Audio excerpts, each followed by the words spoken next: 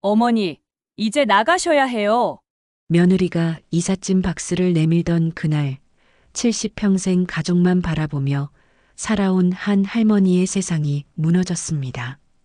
뺨을 맞아도 참았고 밥상을 치워도 참았습니다. 하지만 아들이 그 모든 걸 묵인하는 순간 참을 수 없었습니다.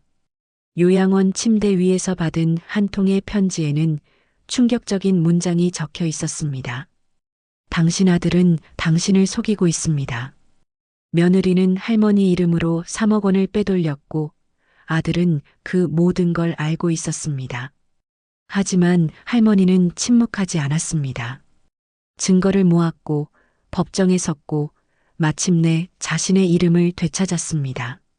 한 장의 편지가 바꾼 70 할머니의 반격, 지금 시작합니다. 좋아요와 구독은 영상 제작에 큰 힘이 됩니다. 저는 평생을 가족을 위해 살았습니다. 남편이 일찍 세상을 떠난 뒤로 아들 하나만 바라보며 살았어요. 대학 보낼 때도 결혼시킬 때도 제가 가진 모든 걸 쏟아부었죠. 며느리 미란이를 처음 만났을 때는 참 조심스럽고 예의 바른 아이였어요. 처음 6개월은 정말 좋았습니다. 함께 장을 보러 다니고 저녁엔 차를 마시며 이야기도 나눴죠. 하지만 결혼 1년이 지나면서부터 조금씩 달라지기 시작했어요. 밥상을 차려도 짜증 섞인 표정으로 치워버리고 제가 하는 모든 일에 간섭하기 시작했습니다. 처음엔 제가 예민한 건가 싶었어요. 며느리도 직장 생활이 힘들 텐데 이해해야지 싶었죠. 그런데 그날이었어요. 평소처럼 아침 밥상을 차렸습니다. 아들이 좋아하는 된장찌개에 김치, 계란말이까지 정성껏 준비했죠. 며느리가 거실로 나오더니 식탁을 보고는 얼굴이 굳어졌어요. 아침은 안 먹는다고 했었다면서 큰 소리로 화를 내기 시작했습니다. 제가 미안하다고 다음부턴 안 그러겠다고 했지만 소용없었어요. 그 순간이었습니다. 탁! 며느리의 손이 번쩍 올라오더니 제 뺨을 때렸어요. 귀가 멍했습니다. 눈앞이 하얗게 변하면서 아무 소리도 들리지 않았어요. 뺨이 화끈거렸고 눈에서는 저도 모르게 눈물이 흘러내렸습니다. 며느리가 시어머니를 때렸습니다. 70평생 살면서 이런 수모는 처음이었어요. 하지만 더 충격적인 건 그 다음이었습니다. 방에서 아들 준호가 나왔어요. 그 장면을 다 본 거였죠. 저는 아들을 쳐다봤습니다. 무언가 말해주겠지, 며느리를 혼내주겠지 기대했어요. 그런데 아들은 아무 말도 하지 않았습니다. 그저 며느리를 힐끔 보더니 방으로 들어가 버렸어요. 그리고 텔레비전을 켰습니다. 마치 아무 일도 없었다는 듯이요. 제가 아들 방문을 두드렸지만 대답이 없었어요. 안에서 텔레비전 소리만 들렸습니다. 그날 이후로 저는 집안에서 말 한마디도 제대로 못 꺼냈어요. 며느리는 더 대놓고 무례하게 굴기 시작했습니다. 늙은이 냄새 난다며 자기 방에 들어오지 말라고 했고 제가 만진 식기는 따로 써야겠다며 위생 문제를 거론했어요. 심지어 밤에 숨소리가 크다며 잠을 못 자겠다고 했습니다. 하나하나가 칼처럼 제 가슴을 찔렀어요. 그런데 아들은 여전히 아무 말도 하지 않았습니다.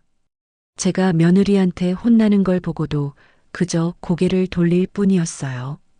어느 날 제가 참다 못해 물었습니다. 엄마가 이렇게 당하는데 왜 아무 말도 안 하냐고요. 아들은 한참을 말이 없더니 며느리도 스트레스 받는 거 이해해달라고 요즘 회사에서 힘들다고 했어요. 이해해달라고요? 제 뺨을 때린걸요? 저는 그날 밤 잠을 이룰 수가 없었어요. 제가 10달 동안 뱃속에 품고 25년을 키운 아들이 이렇게 변할 수 있나 싶었습니다. 오래된 사진첩을 꺼내서 아들의 어린 시절 사진들을 봤어요. 돌잔치 때 환하게 웃던 아들, 초등학교 입학식 날 제 손을 꼭 잡고 있던 아들, 대학 합격하고 저를 끌어안았던 아들. 사진 속 아들은 그렇게 순수하고 착했는데 지금은 완전히 다른 사람이 되어 있었어요. 며칠이 더 지났지만 분위기는 나아지지 않았습니다. 아니, 오히려 더 나빠졌어요. 어느 날 저녁 식탁에 다 같이 앉았는데 며느리가 제 앞에 놓인 반찬을 치워버렸습니다. 혈압이 있으니 먹으면 안 된다면서요. 말투는 걱정하는 것 같았지만 눈빛은 차갑고 날카로웠어요. 제가 괜찮다고 조금만 먹겠다고 했지만 소용없었습니다. 며느리는 제 그릇까지 가져가 버렸어요. 결국 저는 맨밥만 먹었습니다. 김치 한 조각, 반찬 하나 없이요. 밥을 삼키는데 목이 메었어요. 음식 때문이 아니라 서러움 때문이었습니다. 이게 내 집인가, 남의 집인가 싶었어요. 며느리는 날이 갈수록 더 노골적으로 저를 괴롭혔습니다. 제 방에 들어와서는 이것저것 뒤지기 시작했어요. 오래된 물건들은 다 버려야 한다면서 남편이 쓰던 시계며 안경을 박스에 넣기 시작했습니다. 제가 막으려고 했지만 며느리는 제 손을 뿌리쳤어요.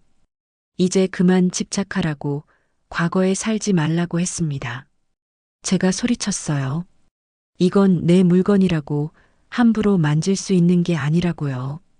그러자 며느리가 비웃듯 웃으며 말했습니다. 여기가 누구 집인지 아냐고, 준호 이름으로 된 집이라고, 제 집이 아니라고요. 그 말에 저는 할 말을 잃었습니다. 맞아요. 이 집은 아들 이름으로 되어 있었어요.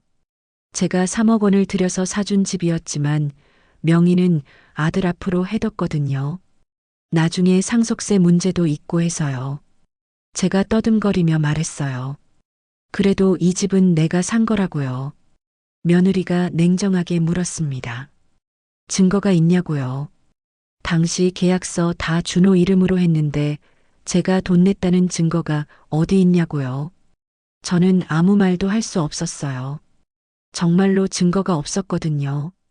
아들을 믿고 그냥 현금으로 줬던 거였는데 그날 밤 식탁은 더욱 조용했습니다. 아무도 말이 없었어요. 며느리는 휴대폰만 보고 있었고 아들은 여전히 고개를 숙이고 밥만 먹었습니다. 저는 그들을 바라보며 생각했어요. 이게 가족인가? 이렇게 차갑고 냉정한 게 가족이라고 할 수 있나? 며칠 뒤였어요. 며느리가 제 방문을 열고 들어오더니 차갑게 말했습니다. 어머니, 이 집에서 나가실 준비하셔야겠어요. 요양원이라고 했어요. 시설 좋은데 알아봤으니 거기 가는 게 좋겠다고 했습니다. 저는 거절했어요. 안 가겠다고, 여기가 내 집인데 왜 내가 나가야 하냐고요. 하지만 며느리는 냉정하게 말했습니다. 여기는 제 집이 아니라 준호 집이라고요. 그리고는 방문을 닫아버렸습니다. 저는 그 자리에 주저앉고 말았어요. 다음 날 아들이 찾아왔습니다. 손에는 서류 봉투를 들고 있었어요. 요양원 입소 안내문이었습니다. 시설 사진이며 비용이며 다 나와 있었어요. 제가 물었습니다. 나를 정말로 요양원에 보낼 거냐고요. 아들은 한참을 말이 없다가 작은 목소리로 대답했어요. 이게 다 저를 위한 거라고. 여기서는 저랑 며느리가 자꾸 부딪히니까요. 저는 소리쳤습니다. 그럼 며느리를 혼내야지 왜 나를 내보내려고 하냐고요. 아들은 고개를 돌렸어요. 그리고 한숨을 쉬더니 말했습니다. 저보고 좀 양보해 달라고, 며느리 입장도 생각하라고요. 양보하라고요? 뺨을 맞았는데요. 밥도 제대로 못 먹는데요. 제 물건까지 버려지는데 저보고 양보하라고요? 아들이 펜을 내밀며 요양원 입소 동의서에 사인하라고 했습니다. 제 이름이 이미 인쇄되어 있었어요. 저는 서류를 밀쳐냈습니다. 안 가겠다고, 여기서 살겠다고 소리쳤어요. 아들은 한숨을 쉬더니 서류를 집어들고 나가버렸습니다. 그날 밤 며느리와 아들이 방에서 이야기하는 소리가 들렸어요. 며느리가 물었습니다.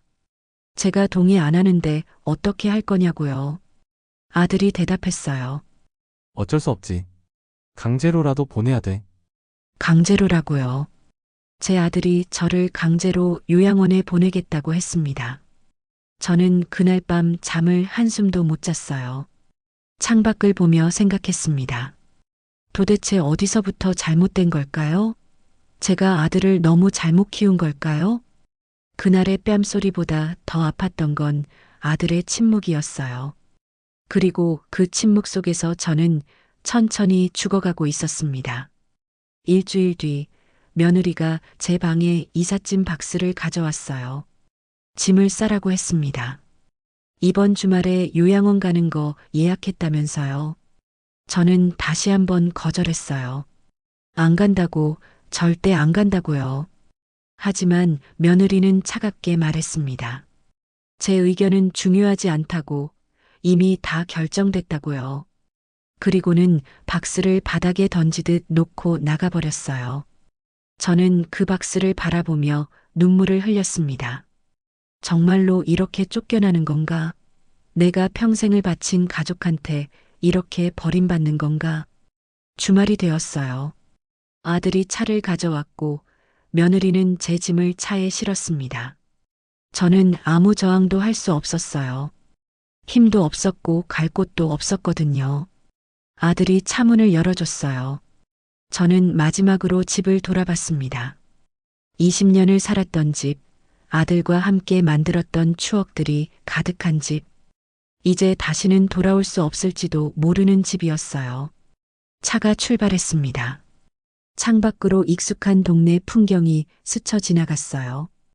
단골 슈퍼마켓, 자주 가던 교회, 친구들과 산책하던 공원. 모든 게 멀어져 갔습니다. 1시간쯤 달렸을까요? 차가 한적한 곳에 멈춰 섰어요. 낡은 건물 하나가 보였습니다. 간판에는 실버타운 요양원이라고 적혀 있었어요. 건물은 생각보다 낡아 보였습니다. 페인트가 벗겨진 벽, 깨진 유리창, 잡초가 자란 마당. 시설이 좋다던 말은 거짓이었어요. 제가 물었어요. 여기가 어디냐고, 시설이 좋다고 하지 않았냐고요. 아들이 대답했습니다. 여기가 딱 적당하다고, 비용도 괜찮다고요. 비용이 괜찮다는 건 싸다는 뜻이었어요. 그러니까 제일 싼 데를 골랐다는 말이었죠. 직원이 나와서 저희를 맞이했습니다. 안으로 들어가니 소독약 냄새가 진동했어요. 복도는 어둡고 축축했습니다. 방문들이 줄지어 있었고 어디선가 신음소리가 들렸어요. 직원이 문을 열었습니다. 작은 방에 침대 2개가 놓여 있었어요. 한쪽 침대에는 이미 다른 할머니가 누워 계셨습니다. 며느리가 제 짐을 방 안에 던지듯 놓았어요. 그리고는 이만 가겠다며 돌아섰습니다. 저는 급히 아들의 옷자락을 붙잡았어요. 잠깐만 기다리라고, 다시 생각해달라고, 제가 잘못했다고, 다시 집에 가면 안 되겠냐고 애원했습니다. 하지만 아들은 제 손을 뿌리쳤어요. 여기서 편하게 지내라고, 한 달에 한 번씩 오겠다고 말하고는 나가버렸습니다. 며느리는 저를 한번 쳐다보고는 비웃듯 웃더니 따라 나갔어요. 덜컹 문이 닫혔습니다.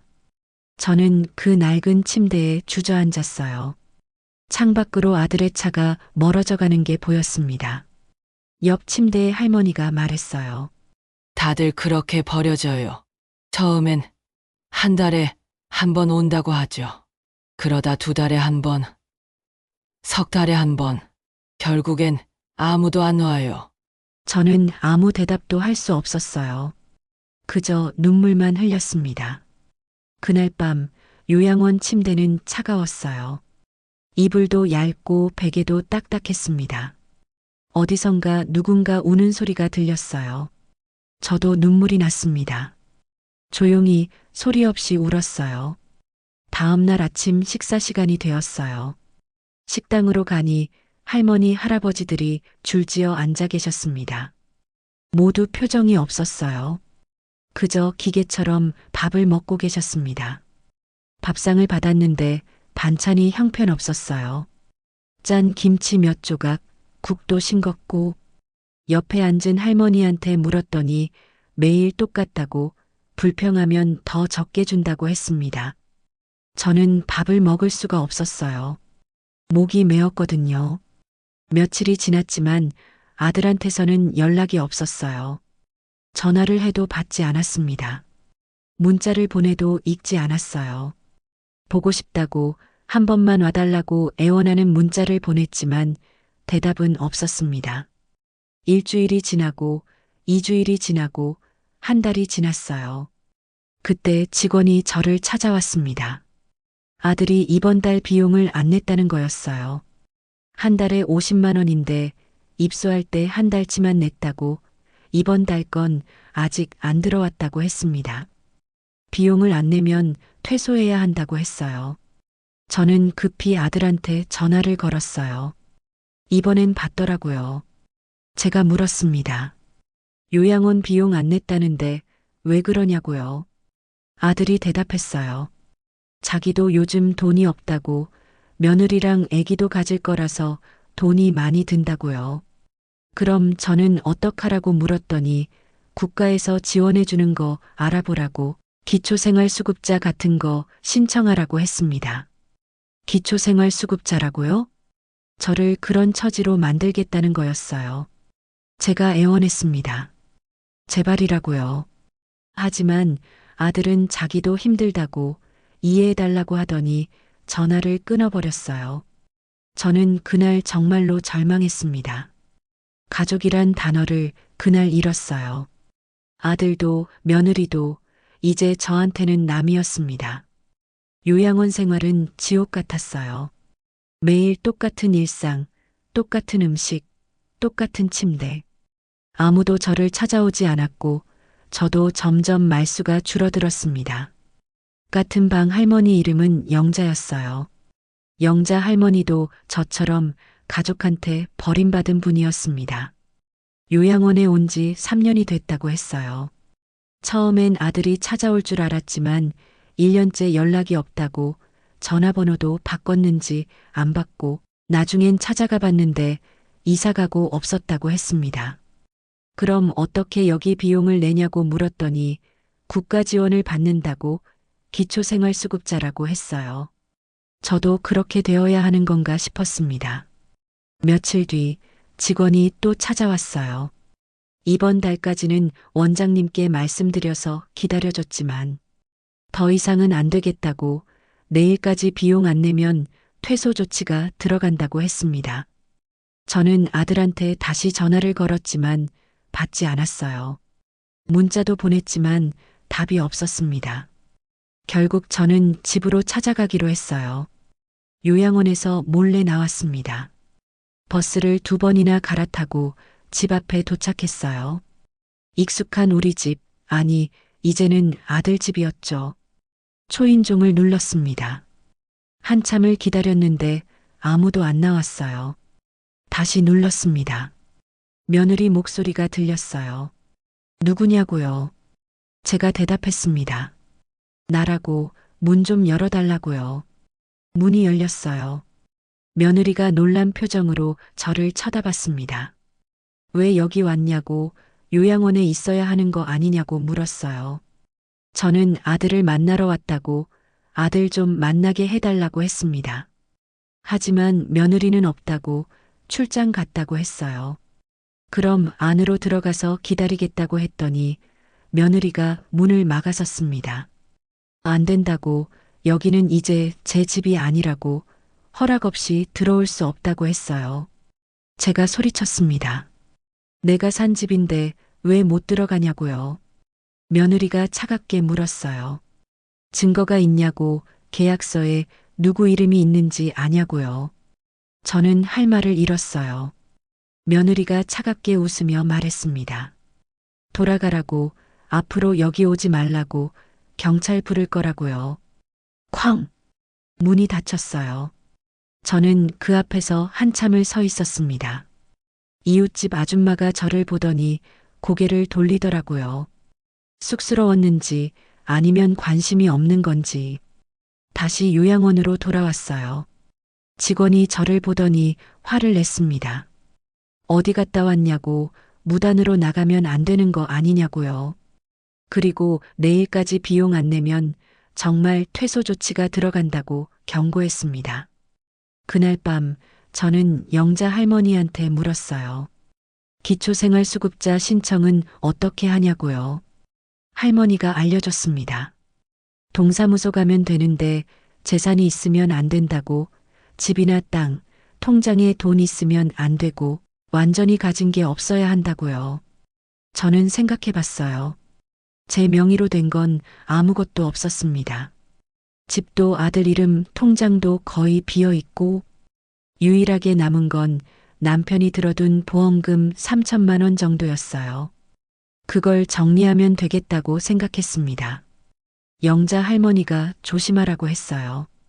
자식들이 그거 노리고 있을 수도 있다고요.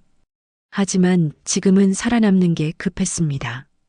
다음 날 보험회사에 전화를 걸어서 해지를 요청했어요. 며칠 뒤 통장에 3천만 원이 들어왔습니다. 그 돈으로 일단 요양원 비용 6개월치를 냈어요. 하지만 아들한테서는 여전히 연락이 없었어요. 한 달이 지나고 두 달이 지났지만 아무 소식이 없었습니다. 그러던 어느 날이었어요. 요양원에 낯선 남자가 찾아왔습니다. 정심순 어르신을 찾는다고 했어요. 저라고 하자 자기는 제 남편의 옛 동료라고 소개했습니다. 무슨 일이냐고 물었더니 남편이 생전에 자기한테 부탁한 게 있다고, 만약 제가 힘든 일을 겪으면 이걸 전해드리라고 했다며 봉투 하나를 내밀었어요. 낡은 갈색 봉투였는데 제 이름이 적혀 있었습니다. 손이 떨렸어요. 봉투를 뜯자 안에서 오래된 사진 몇 장과 편지가 나왔습니다. 사진을 보니 남편과 아들이 함께 찍은 거였어요. 아들이 20살쯤 됐을 때인 것 같았습니다. 그런데 사진 뒤에 뭔가 적혀 있었어요. 이 아이를 조심해라. 돈만 밝히는 아이가 되었다. 남편 필체였어요. 저는 다음 편지를 펼쳤습니다. 심순아, 이 편지를 읽고 있다면 내가 걱정하던 일이 일어난 거겠지. 준호는 좋은 아이지만 돈 문제에서는 냉정해. 내가 살아있을 때부터 느꼈어. 그 아이는 우리 재산에만 관심이 있어. 만약 내가 힘들어진다면 이 편지와 함께 있는 서류를 확인해봐. 그리고 꼭 조심해. 편지 밑에 서류가 있었어요. 펼쳐보니 부동산 계약서였습니다. 집을 살 때 제 돈 3억 원을 아들한테 준 증거였어요. 남편이 몰래 복사해 둔 거였습니다. 이게 증거네요. 남편의 동료가 고개를 끄덕였어요. 혹시나 해서 남겨두신 거라고, 제 명의는 아니지만 제 돈으로 샀다는 증거라고요. 그리고 그 뒤에 더 충격적인 서류가 있었어요. 제 명의로 된 대출 서류였습니다. 저는 놀라서 물었어요. 이게 뭐냐고. 저는 대출 받은 적 없다고요. 남자가 설명했습니다. 제 이름으로 누군가 대출을 받았다고, 한 5천만 원 정도라고요. 누가 그랬냐고 물었더니 확인해 봐야겠지만 아마도 하고 말을 아꼈어요. 하지만 저는 알았습니다. 아들이었어요. 아니면 며느리. 남자가 또 다른 서류를 꺼냈어요. 통장 거래 내역이었습니다. 제 통장인데 최근 3년간 큰 금액이 계속 빠져나갔다고 했어요. 얼마나 빠져나갔냐고 물었더니 총 2억 원 정도라고 했습니다. 2억 원이요? 제가 소리를 질렀어요. 누가 제 통장에서 그렇게 큰 돈을 빼간 거냐고 물었더니 제 도장으로 처리됐다고 하지만 실제로 제가 한 건 아니라면 누군가 제 도장을 위조해서 쓴 거라고 했습니다. 머릿속이 하얘졌어요. 도장은 집에 있었습니다. 그 집엔 아들과 며느리만 있었어요. 남자가 말했습니다. 경찰에 신고해야 한다고. 이건 명백한 사기라고요. 아들을 경찰에 신고하라고요? 아들이든 누구든 범죄는 범죄예요. 저는 그 자리에서 울음을 터뜨렸어요. 제 아들이 저를 속이고 돈을 빼갔다니. 그것도 2억 원이나. 편지에 적혀 있던 문장이 머릿속을 맴돌았어요. 당신 아들은 당신을 속이고 있습니다. 정말로 아들이 저를 속이고 있었던 겁니다. 그날 밤 저는 잠을 이룰 수가 없었어요. 편지를 수없이 읽고 또 읽었습니다. 남편이 남긴 경고, 아들에 대한 걱정, 그리고 결정적인 증거들. 영자 할머니한테 모든 걸 털어놨어요. 할머니가 말했습니다. 경찰 가야 한다고, 당장 가야 한다고요. 하지만 저는 쉽게 결정할 수 없었어요. 그게 제 아들이니까요. 영자 할머니가 물었습니다. 아들이면 뭐가 어떠냐고. 제 돈 훔쳐간 건데 당연히 처벌받아야 한다고요. 맞는 말이었어요. 다음 날 아침 저는 결심했습니다. 남편의 옛 동료가 준 명함을 꺼내 전화를 걸었어요.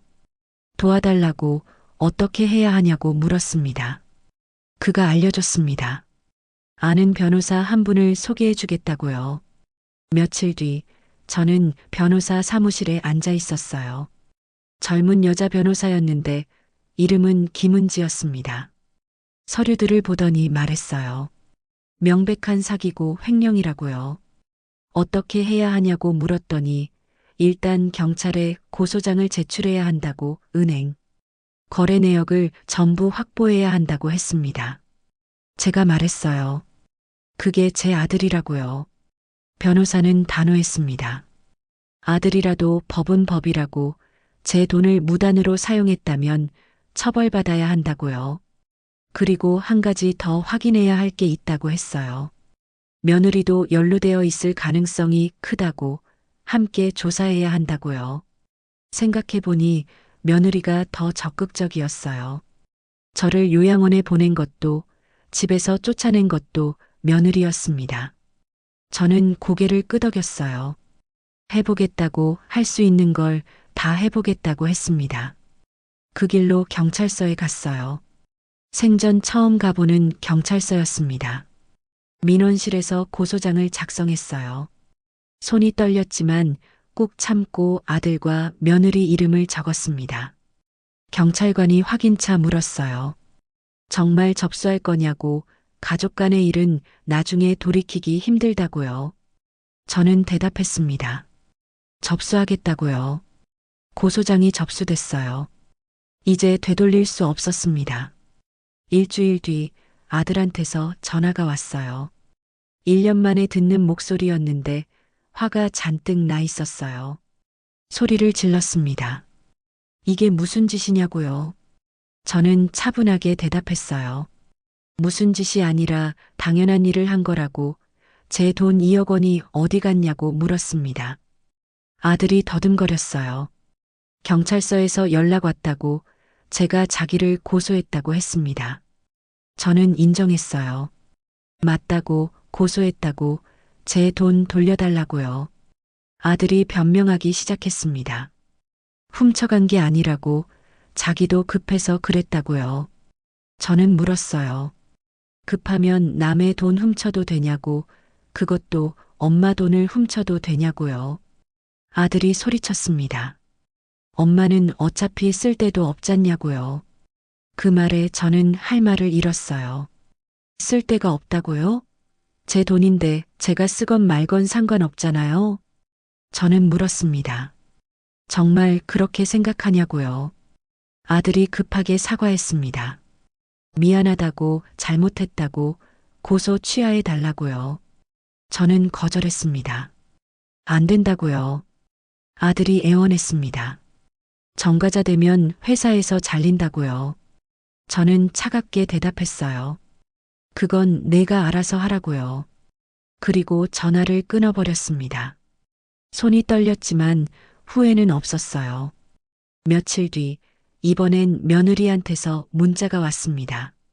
만나자고, 이야기 좀 하자고요. 저는 만나기로 했어요. 며느리의 진짜 속셈을 확인하고 싶었거든요.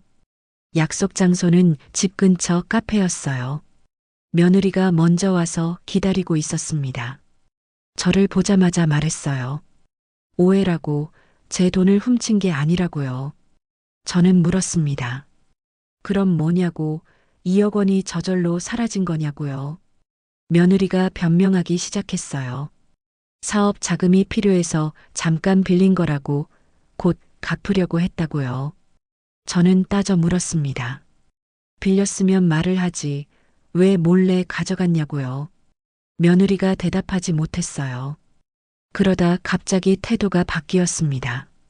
제가 고소를 취하하지 않으면 어머니도 힘들어질 거라고 돈을 돌려받고 싶으면 조용히 하는 게 좋을 거라고 협박했어요. 저는 웃었습니다. 협박이 통할 거라고 생각했나 보죠. 하지만 저는 더 이상 무서운 게 없었어요. 이미 잃을 게 없었으니까요. 저는 일어서며 말했습니다. 법정에서 보자고요. 며느리의 얼굴이 굳어졌어요. 몇 주가 지났습니다. 경찰 조사가 진행됐고 은행 거래 내역이 확보됐어요. 증거는 명백했습니다. 아들과 며느리가 제 도장을 위조해서 돈을 빼간 거였어요. 검찰에서 기소됐고 재판 날짜가 잡혔습니다. 재판 전날 밤 저는 잠을 이룰 수가 없었어요. 내일이면 법정에서 아들을 마주하게 됩니다. 제 아들이 피고인석에 앉아 있는 모습을 봐야 해요. 가슴이 아팠지만 이건 해야 할 일이었어요. 재판 당일 저는 법정에 섰습니다. 방청석이 가득 찼어요. 요양원 사람들, 남편의 옛 동료 김은지 변호사, 그리고 영자 할머니까지 모두 저를 응원하러 와 있었습니다. 피고인석에 아들과 며느리가 앉았어요. 아들은 고개를 숙이고 있었고 며느리는 차가운 표정으로 앞만 보고 있었습니다. 재판장이 입장했고 재판이 시작됐어요. 검사가 먼저 기소 내용을 설명했습니다. 피고인들이 고소인의 도장을 위조하여 무단으로 2억 원을 인출했다고 이는 명백한 사기 및 횡령 행위라고 했습니다. 며느리 측 변호사가 반박했어요. 가족 간의 일이라고 사전에 동의가 있었다고 주장했습니다. 하지만 검사가 증거를 제시했어요. 제가 요양원에 있던 시기에 돈이 빠져나갔다고 제가 동의할 수 없는 상황이었다고 했습니다. 재판장이 저를 증인석으로 불렀어요. 저는 떨리는 다리로 증인석에 섰습니다. 선서를 하고 나서 검사가 질문을 시작했어요. 증인께서는 피고인들이 돈을 인출하는 것을 알고 계셨습니까? 저는 고개를 저었습니다. 전혀 몰랐다고 요양원에서 지내고 있을 때 몰래 빼간 거라고 대답했어요. 피고인들에게 돈을 빌려주거나 사용을 허락한 적이 있습니까? 없습니다. 그럼 증인께서는 어떻게 이 사실을 알게 되셨습니까? 저는 남편이 남긴 편지와 서류에 대해 설명했어요. 남편이 미리 준비해둔 증거 덕분에 진실을 알게 됐다고 했습니다. 재판장이 아들에게 물었어요. 피고인은 이 사실을 인정하냐고요. 아들이 입을 열었습니다. 인정합니다. 그 말을 듣는 순간 가슴이 무너졌어요. 아들이 계속 말했습니다. 자기가 잘못했다고, 사업 자금이 급해서 어쩔 수 없었다고, 나중에 갚으려고 했다고 변명했어요. 재판장이 물었습니다. 그럼 왜 어머니를 요양원에 보냈냐고요? 아들이 대답하지 못했어요. 며느리가 대신 대답했습니다. 어머니와 사이가 안 좋아서 그랬다고, 어머니를 위한 것이었다고 뻔뻔하게 말했어요. 검사가 증거를 또 제시했습니다. 제가 요양원 비용조차 제대로 받지 못했다는 증거, 집에서 쫓겨났을 때의 이웃 증언, 그리고 며느리가 제 뺨을 때렸다는 목격자 진술까지 모든 증거가 쌓여갔습니다. 재판장이 물었습니다. 증인께서 최후 진술을 하시겠습니까? 저는 고개를 끄덕였어요. 떨리는 목소리로 말하기 시작했습니다. 저는 평생을 가족을 위해 살았습니다. 남편 떠난 뒤로 아들 하나만 바라보며 살았어요. 제가 가진 모든 걸 아들한테 주었습니다. 집도 돈도 제 인생도. 목이 메었지만 계속 말했어요. 그런데 제가 늙고 쓸모없어지니까 버렸습니다. 요양원에 보내고 연락도 안 하고 심지어 제 돈까지 훔쳐갔어요. 아들이 고개를 숙였습니다. 저는 이제 가족이란 단어를 믿지 않습니다. 가족이라는 이유로 모든 걸 참아야 한다고 생각했지만 그건 틀렸어요. 가족이라도 잘못한 건 잘못한 겁니다. 방청석에서 흐느끼는 소리가 들렸어요. 저는 이 재판을 통해 제 이름을 되찾고 싶습니다. 제 존엄을 되찾고 싶어요. 그리고 다른 할머니, 할아버지들한테 말하고 싶습니다. 참지 말라고, 잘못된 건 잘못됐다고 말하라고. 저는 마지막으로 아들을 쳐다봤어요. 준호야, 엄마는 너를 용서할 수 없어. 하지만 내가 이 벌을 받고 나서 진짜로 뉘우치길 바란다. 증인석에서 내려왔습니다. 재판은 몇 시간 더 이어졌고 마침내 판결이 나왔어요. 재판장이 판결문을 읽기 시작했습니다. 피고인 이준호는 징역 2년에 집행유예 3년, 피고인 박미라는 징역 3년을 선고한다. 또한 피고인들은 피해자에게 2억 원을 즉시 반환하라. 며느리가 소리를 질렀습니다. 억울하다고, 자기는 잘못한 게 없다고요. 하지만 재판장은 단호했습니다. 피고인들의 행위는 명백한 범죄이며 특히 노인을 상대로 한 범죄는 더욱 엄중히 처벌해야 한다고 했습니다. 재판이 끝났어요. 아들이 저를 쳐다봤습니다. 눈물을 흘리고 있었어요. 하지만 저는 고개를 돌렸습니다. 이제 더 이상 아들의 눈물에 속지 않을 거예요. 재판이 끝나고 집으로 돌아왔어요. 아니, 요양원으로 돌아왔습니다. 이제 그곳이 제 집이었으니까요. 영자 할머니가 저를 맞이했어요. 어떻게 됐냐고, 이겼냐고 물었습니다. 저는 고개를 끄덕였어요. 이겼다고, 드디어 이겼다고 했습니다. 할머니가 저를 꼭 안아줬어요. 잘했다고, 정말 잘했다고 말해줬습니다. 며칠 뒤 제 통장에 돈이 들어왔어요. 아들과 며느리가 판결대로 2억 원을 돌려준 거였습니다. 집을 팔아서 돈을 마련했다고 들었어요. 제가 3억 원 들여서 사준 집이었는데 결국 그 집도 날아간 겁니다. 하지만 저는 별로 안타깝지 않았어요. 그 집은 이미 제 집이 아니었으니까요. 통장에 돈이 들어온 뒤 저는 생각했습니다. 이 돈으로 뭘 할까? 처음엔 혼자 조용히 살까 생각했어요. 작은 집이라도 하나 얻어서 평화롭게 지내는 거죠. 하지만 영자 할머니를 보면서 생각이 바뀌었습니다. 저처럼 가족한테 버림받은 사람들이 너무 많았어요. 요양원에만 해도 수십 명이 있었고 세상엔 더 많은 사람들이 있을 겁니다. 저는 결심했어요. 이 돈으로 다른 사람들을 돕자고요. 먼저 요양원을 나왔습니다. 그리고 작은 오피스텔을 하나 얻었어요. 거기서 영자 할머니와 함께 살기로 했습니다. 그리고 상담센터를 열었어요. 노인 학대 상담센터였습니다. 저처럼 가족한테 버림받거나 학대받는 어르신들을 돕는 곳이었어요. 김은지 변호사도 도와주겠다고 했습니다. 무료로 법률 상담을 해주기로 했어요. 남편의 옛 동료도 함께 했습니다. 재정 문제를 상담해 주기로 했어요. 작은 사무실이었지만 사람들이 하나둘 찾아오기 시작했습니다. 어느 할머니는 아들한테 맞는다고 왔어요. 증거가 없다고, 경찰도 믿어주지 않는다고 울었습니다. 저는 그 할머니 손을 잡아줬어요. 증거를 만들자고, 녹음을 하고 사진을 찍자고 했습니다. 그리고 함께 경찰서에 갔어요. 또 어느 할아버지는 며느리가 통장을 빼앗아 갔다고 왔습니다. 저는 은행에 동행해서 거래 내역을 확인했어요. 그리고 변호사와 함께 돈을 되찾아줬습니다. 하루하루가 바빴지만 행복했어요. 제가 누군가를 돕고 있다는 게 뿌듯했습니다. 그러던 어느 날 아들한테서 편지가 왔어요. 봉투를 보는 순간 손이 떨렸습니다. 열어볼까 말까 고민하다가 결국 열었어요. 엄마, 저는 이준호입니다. 편지를 쓰는 게 얼마만인지 모르겠네요. 엄마한테 할 말이 너무 많은데 어디서부터 시작해야 할지 모르겠어요. 편지는 길었습니다.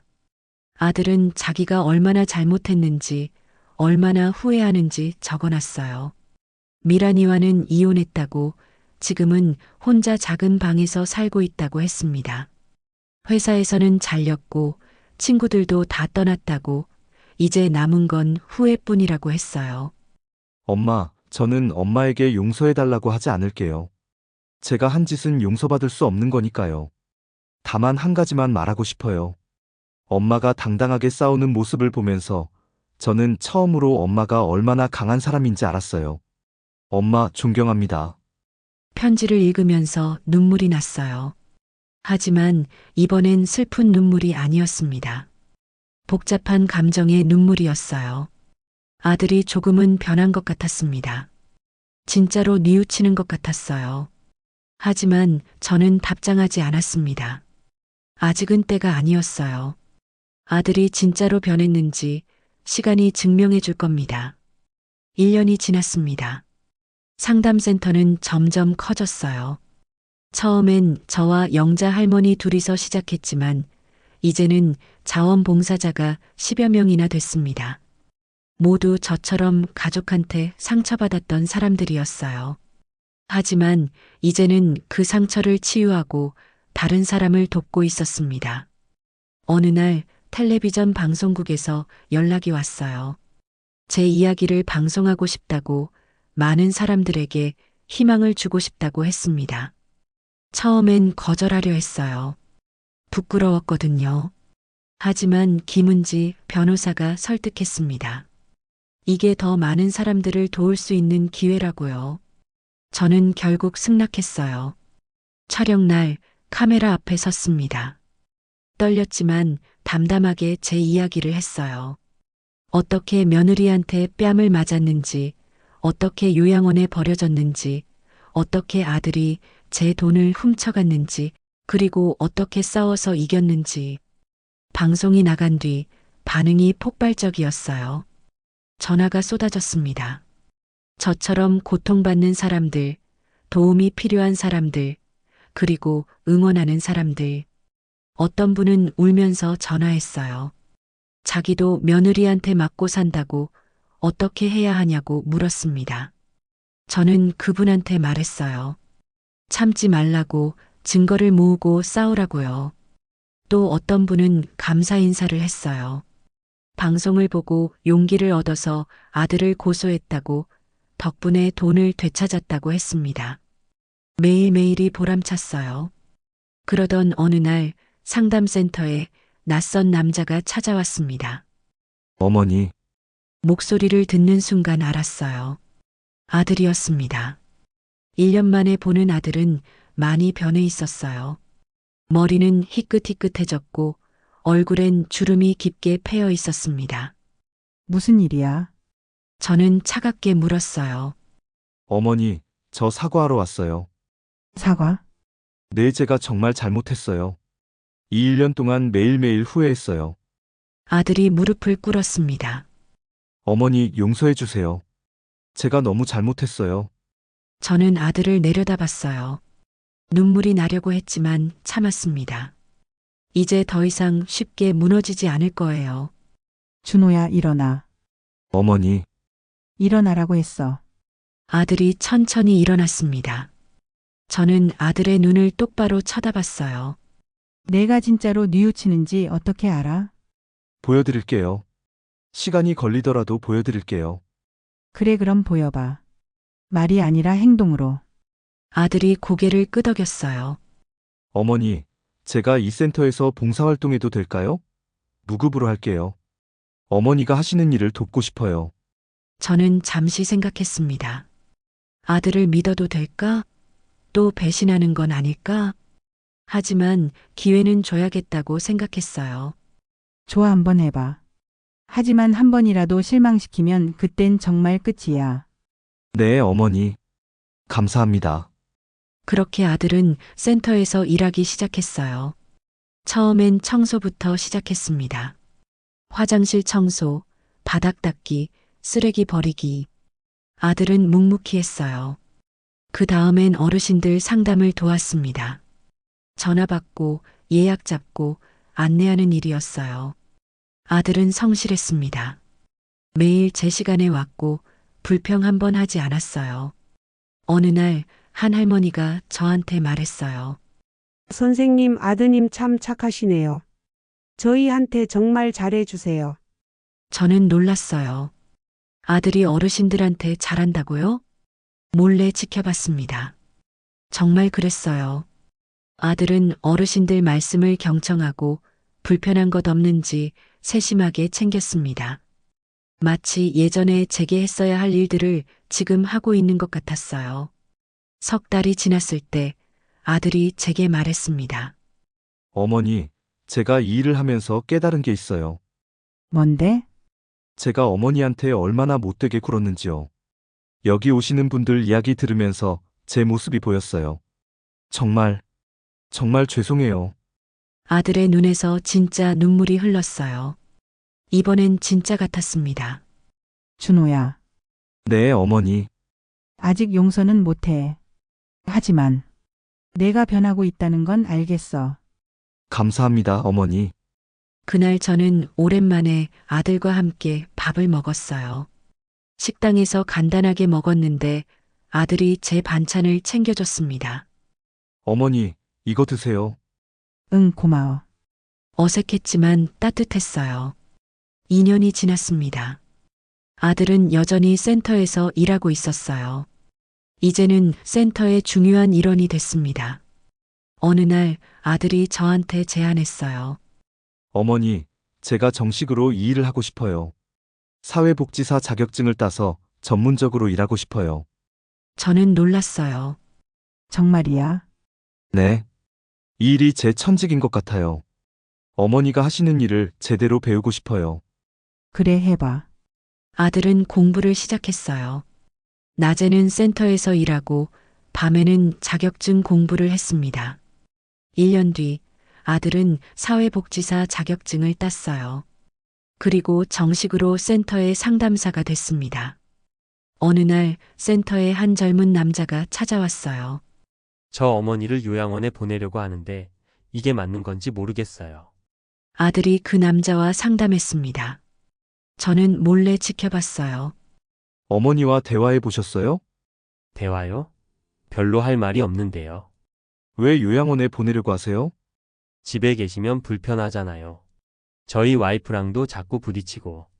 아들이 그 남자를 똑바로 쳐다봤어요. 제 이야기 좀 해드릴게요. 아들은 자기 이야기를 했습니다. 어떻게 어머니를 요양원에 보냈는지, 어떻게 돈을 훔쳤는지, 그리고 어떻게 후회하게 됐는지. 저는 2년 동안 후회하며 살았어요. 지금 당신이 그 길로 가고 있어요. 나중에 후회하지 마세요. 그 남자의 얼굴이 굳어졌어요. 한 번만 더 생각해 보세요. 어머니와 진지하게 대화해 보세요. 요양원은 정말 마지막 선택이어야 해요. 그 남자는 고개를 끄덕이고 돌아갔습니다. 며칠 뒤 그 남자한테서 전화가 왔어요. 어머니와 대화했다고, 요양원 보내는 거 취소했다고, 같이 살기로 했다고 했습니다. 아들이 전화를 끊고 저를 쳐다봤어요. 어머니, 제가 한 사람이라도 구한 것 같아요. 그래, 잘했어. 저는 처음으로 아들을 안아줬어요. 2년 만에 처음이었습니다. 엄마 사랑해요. 나도 사랑한다. 눈물이 흘렀지만 이번엔 행복한 눈물이었어요. 그날 밤 저는 남편 사진 앞에 앉았습니다. 여보, 우리 아들 봤어요? 변했어요. 정말로 변했어요. 사진 속 남편이 웃고 있는 것 같았어요. 당신이 남긴 편지 덕분에 제가 싸울 수 있었어요. 고마워요, 여보. 다음 날 센터에 특별한 손님이 찾아왔습니다. 시장이었어요. 선생님, 이 센터가 정말 훌륭한 일을 하고 계시더라고요. 시에서 지원을 하고 싶습니다. 정말요? 네. 예산도 배정하고 더 큰 공간도 마련해드리겠습니다. 센터는 더 커졌어요. 새 건물로 이사했고 직원도 늘었습니다. 이제는 전국에서 사람들이 찾아왔어요. 저의 이야기는 책으로도 출판됐습니다. 70 할머니의 반격이라는 제목이었어요. 많은 사람들이 그 책을 읽고 용기를 얻었다고 편지를 보내왔습니다. 어느 날 영자 할머니가 제게 말했어요. 언니, 우리 정말 대단한 일 한 거 맞지? 그런가 봐. 언니, 덕분에 나도 새로운 인생을 살았어. 고마워. 나야말로 고마워. 언니가 없었으면 여기까지 못 왔을 거야. 우리는 서로 껴안고 울었습니다. 그해 겨울, 저는 상을 받았어요. 여성가족부에서 주는 자랑스러운 여성상이었습니다. 시상식장에는 아들도 왔고, 영자 할머니도 왔고, 센터 식구들이 모두 왔어요. 상을 받고 소감을 말할 때 저는 이렇게 말했습니다. 저는 평범한 할머니입니다. 특별한 사람이 아니에요. 다만 한 가지 저는 참지 않았습니다. 잘못된 건 잘못됐다고 말했어요. 그게 전부예요. 박수가 쏟아졌어요. 세상의 모든 할머니, 할아버지들께 말씀드리고 싶어요. 나이가 많다고 참지 마세요. 가족이라고 무조건 양보하지 마세요. 우리도 존중받을 권리가 있어요. 우리도 당당하게 살 권리가 있습니다. 그날 밤 집으로 돌아와서 거울을 봤어요. 주름진 얼굴이지만 예전보다 환하게 웃고 있었습니다. 저는 이제 더 이상 버림받은 할머니가 아니었어요. 스스로를 지키고 다른 사람을 돕고 당당하게 사는 한 사람이었습니다. 그날 밤 저는 편지를 한 통 썼어요. 준호에게. 내가 변한 걸 보면서 엄마도 많은 걸 배웠어. 사람은 변할 수 있다는 것, 용서는 시간이 필요하다는 것, 그리고 가족은 다시 만들어질 수 있다는 것. 엄마는 이제 너를 용서해. 완전히는 아니지만 조금씩. 우리 다시 시작하자. 이번엔 서로 존중하면서. 사랑한다, 엄마가. 편지를 봉투에 넣고 아들 방문 앞에 놓았어요. 다음 날 아침 아들이 눈물을 흘리며 저를 안아줬습니다. 엄마, 고마워요. 정말 고마워요. 괜찮아. 이제 우리 다시 시작하는 거야.